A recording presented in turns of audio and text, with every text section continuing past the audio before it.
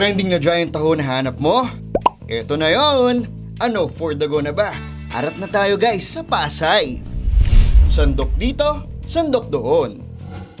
Yan eksena dito sa bilihan ng giant taho. Wala sa plastic na baso, kundi nasa mangkok. Sa halagang 40 pesos, heavy gati ng serving at unlimited arnibal para sa mga nagda-dine in. Bukod sa classic taho, may iba't ibang toppings pa. Mula sa barley, red beans, ube, at mangga. Ang presyo, 70 to 75 pesos. Ang giant taho, pwede rin for take-out. Imbes na sakali ilako, ikaw mismo ang dadayo. Taho cravings ang peg sa dami ng tao. Gaya na lamang ng pamilya ni Shala, comfort merienda na nila ang giant taho na nag-trending. Favorite ko dito is yung brown pearl. Ilang beses, parang ika-5th time na namin bumalik dito. Every time na pupunta kami dito sa Cartimar, ito yung una namin pinupuntahan. Masarap nga ba talaga? Tikman na yan! Yes, nandito tayo ngayon sa Cartimar Market para tikman ang trending na giant taho. Pero syempre, pinaka-paborito ko muna yung tinatawag na classic taho na sagulang tsaka arnibal.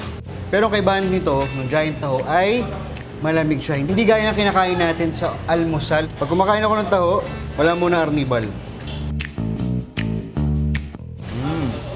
Mano siya, talagang yung walang aligasgas. Sakto talaga. Pwede, pwede. Ito yung ube flavor. Sa dulo nalalasahan yung ube. Red beans. Hindi ako kumakain ng red beans. Madalas kinakain ko lang siya sa halo-halo. Pero tingnan natin kung pwede sa taho. Sarap ng red beans din ha. Mas nalasahan ko yung red beans sa taho. Mas favorite ko na siya. Barley naman.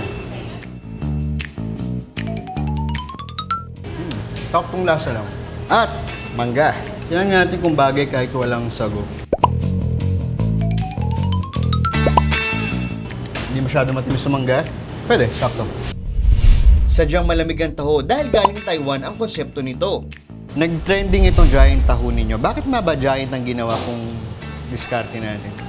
Mostly po kasi sa mga Filipino taho vendors po is maliit yung size na siniserve po nila. So, para po sa amin, why not na serve po kami ng mas bigger size with different toppings po and plus only arnibal pa po. So, para mas masatisfied yung mga customers na kakain. Kaya naman pala umaabot sa 300 orders na giant taho ang pinakamalakas nilang benta sa isang araw.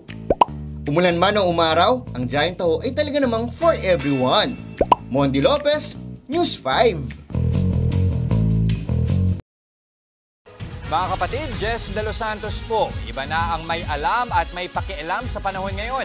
Para sa tuloy-tuloy na balitaan sa Frontline kahit weekend, mag-follow at mag-subscribe